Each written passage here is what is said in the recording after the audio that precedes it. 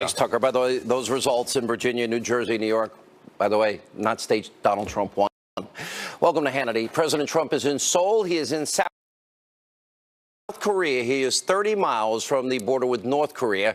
He will be delivering a major speech on countering Pyongyang's nuclear aggression. We're going to bring you there live when the president starts speaking. And my monologue moment. Joining us now, former Deputy Assistant to the President, Sebastian Gorka, former U.S. Ambassador to the UN, Fox News contributor John Bolton. John Bolton, let's just go to when the president was in Japan this week. He said, talking to the prime minister, he will shoot them out of the sky when he completes the purchase of lots of additional military equipment from the United States, meaning if, in fact, Kim Jong-un tries again to fire a missile over Japan, it will be shot down. I expect these remarks tonight are going to be pretty powerful. Yeah, the president has several audiences to address here, as he does in virtually everything he says on this trip, China being the most important. But he has a very difficult task before him tonight. He's got to square a circle, in effect. He's got to say, as president, he will do what is necessary to defend America from the North Korean threat, but he also wants to say that he wants to stand with our allies in South Korea. He doesn't want any daylight between us. South Korea is politically very divided on the North Korea question. This is a hard one. I note the press reporting, by the way, the president did try to go to the demilitarized zone, but they warned him away because of the weather. President Moon, the South Korean president, already there. I wish he had made it, but I think he can make up for it tonight with a strong speech. Sebastian Gorka, I think Ambassador Bolton's right. This is threading a needle. There are multiple audiences here. Obviously, the world audience, obviously South Korea, and there is an audience in North Korea tonight. Will he use the term rocket man? I don't think he'll use that term tonight, but the ambassador's absolutely right. A couple of clear messages will be sent tonight. I know the Asia team at the NSC, it's probably one of the strongest teams inside the Trump National Security Council. Message number one, this is not an interventionist president, but he's not an isolationist. The key message for the whole Asia trip, Sean, is to reassure our allies, to reassure our partners like South Korea, to say that every relationship we have not only stands, but under this White House it will become even stronger, and that countries like North Korea will not be allowed to threaten them, and that countries like China have to act differently. So it's about reassurance, it's about economics, it's about making sure our alliances and our partnerships are stronger than ever, Sean. You know, I've always said, Ambassador, there are not a lot of good options here because we don't know what's on the launching pad. We don't know what that missile is carrying. And if we don't know, that represents an entire clear and present danger to the free world. There's got to get to a point here. I think the president's right. I believe that probably the next step is going to be to take one of those missiles off the launch pad or take it out of the sky. It's going to happen. But if we have to strike, we'll win. But the danger to South Korea is immeasurable. You're talking about hundreds of thousands of people or more that could die here if, in fact, they hit a nuclear site, nuclear fallout. If he launches weapons from other sites we may not even know about into Japan or to Guam or to maybe even China. Well, the president has inherited a desperate situation without much time because of 25 years of failure of prior presidents, as Susan Rice, Obama's national security advisor, acknowledged just a few weeks ago. And that's why this speech in South Korea is so important. I think we could effectively take out at least the sites we know involved in the missile side, the nuclear side. The real problem, however we were to do that, the real problem is the North Korean terrorist threat to retaliate by attacking the suburbs of Seoul. So any U.S. use of force against the North Korean nuclear program would have to also try and take out that retaliatory capability. And nobody wants this to come through military force, but the president was very clear at the United Nations in September when he said, with respect to North Korea, denuclearization is the only way forward. Yeah. You know, by the way, we're looking now, we're waiting the president's address to the Korean National Assembly. The president has has. In fact, he is in the building. It's going to be any moment now. I want to talk about the China component to all of this. Geopolitically, this is their region of the world, Dr. Gorka. I know that the president has said, and it was obvious through their meetings that went on, supposed to be a half hour, went on for hours and hours, but the relationship with China seems to be better. They seem to take some steps. They stopped importing, or they stopped exporting, for example, to North Korea certain items. And we know that they are actually now importing some coal, for example, from the United States. But it really is in their hands, a lot of this responsibility, our our allies in the region. So what's China's role? China is our longest-term problem geopolitically in the world, Sean. We turned the president's attitude to China around in the early months of the administration because we gave him those classified briefs on what China is doing, not only in the region, but in America as well. All the intelligence operations they're executing, the number of people that are visiting our defense labs, the number of people who are here as so-called students when they're doing something very different. The fact is, China has a plan for geopolitical domination. Your viewers can Google it right now. It's not classified. It's called One Belt, One Road. And for displace us as the global force shaping politics around the world. So they're not a normal interlocutor. They've been playing us, they've been playing a very two-faced game when it comes to North Korea. China has a plan. They're not a good actor. But when it comes to North Korea, they are key because North Korea depends upon China for its survival, Sean. By the way, the speech is going to start momentarily. We just saw Sarah Sanders and Jared Kushner being seated. I want to look at two deals, and I want to make a comparison, because when you have somebody that is seemingly as unstable as Kim Jong-un, ambassador, and you watch the United States of America, Bill Clinton told the American people, this is a good deal for the American people, and he assured us that they would give up their nuclear ambitions when he was dealing with Kim Jong-un's father, Kim Jong-un. And in fact, we gave them the money, we gave them the energy sources, we gave them everything they wanted, and they ended up building nuclear weapons anyway. Now they're getting the ICBM capability, which means potentially they could reach the continental United States. Now, on top of that, then you've got Obama's worst deal with Iran. What part of you cannot buy off a dictatorship or extremists with American tax dollars do these people on the left not understand? Well, they haven't understood it in a whole range of arms control matters with the Soviet Union during the Cold War and many more besides that. North Korea is never going to be talked out of this nuclear weapons program, especially now that they're so close to it. The CIA Director Mike Pompeo said a few weeks ago they might be able to hit targets in the United States within a matter of months. But even if it's a matter of 12 months, a year, in these matters, there really is very little time. So the president's got, I think, the hardest meeting is with China. Xi Jinping comes at a moment of real power for himself. He can make the call on North Korea, and he's got to stop double timing this as China has for 25 years. And I think the president's got to say. I also think, politically speaking, Dr. Gorka, I mean, remember, it was such a big deal when then President Nixon went to China.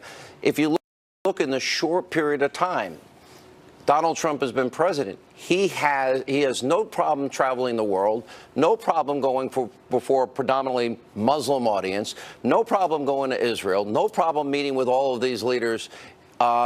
Is it going to be that the bigger legacy of Donald Trump might be on foreign policy? At this point, it's hard to tell because look at the economy, Sean. We've increased the stock market's value by a quarter in just the first 8 months of this administration. We've decreased unemployment to the lowest level in 17 years, 1.5 million jobs created. So most presidents are measured on what they do domestically in terms of economics. But in the case of the president, you're absolutely right. I told Trump supporters, I told Trump voters, even if you like Donald Trump now, you will have no idea how good he is at diplomacy because he really has a skill in negotiations, whether it's somebody that we've had bad relations with or whether it's our allies such as in NATO. Look what he did in NATO. For months they said, oh, he doesn't like it, it's obsolete. Through the president's own offices, they say, you want 2% of GDP spent on defense? We're fine with that, and the Secretary General says that in the White House. So I think his legacy, given what he inherited, the ambassador's completely right, could be as powerful in foreign policy as it is domestically in terms of the economy as well, Sean. You know, let me go to you, Ambassador Bolton. We see the head of the National Assembly now is speaking, so it's momentarily the president will take to the podium. I just know this media. I kind of like the fact that the president has the strength to say, oh, Rocket Man. And I think a lot of people get that. And it's a way of making a point. It's powerful, a little more lighthearted, but serious at the same time. I can only imagine a media meltdown freakout if he uses the term Rocket Man, which I personally would enjoy. Your reaction if he did? Well, you know, when President George W. Bush went to South Korea, in his administration, he had some very harsh things to say about the the Kim Jong-il regime, and the media critiqued him for it because they're teacup diplomats. They think that it's all etiquette and all protocol. I think Trump will be direct tonight. I think he always is. And what exact words he uses, I don't know, but I do think the message will be clear, and I think that's important. He is not Barack Obama. And people need to understand that.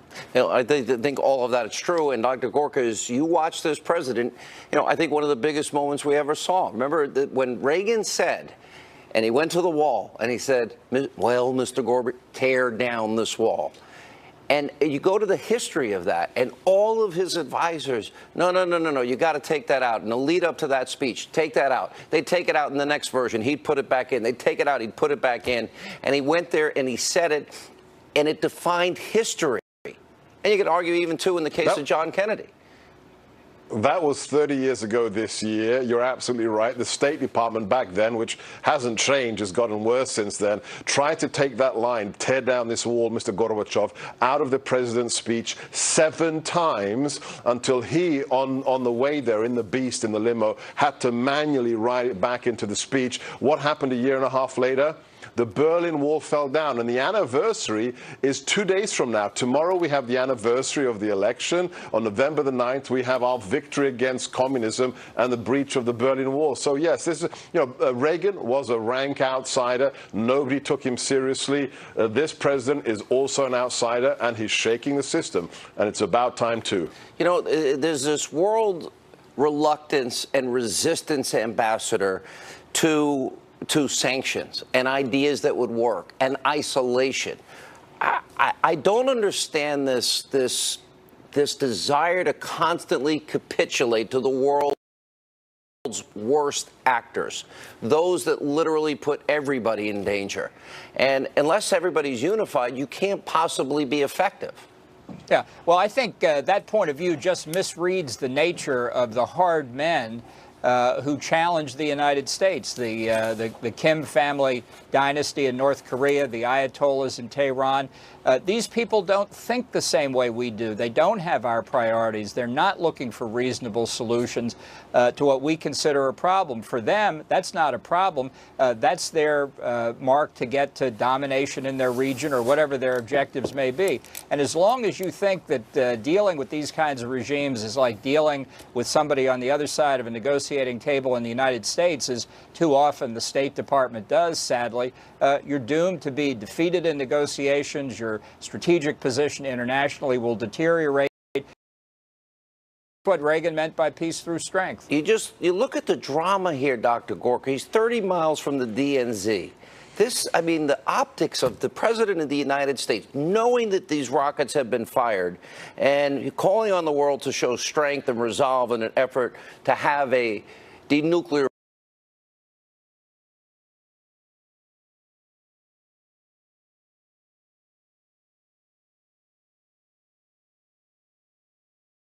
I've had diplomats from the region reach out to me frequently in the run-up to this visit, and they want to be reassured that we are their friends, and they are being reassured.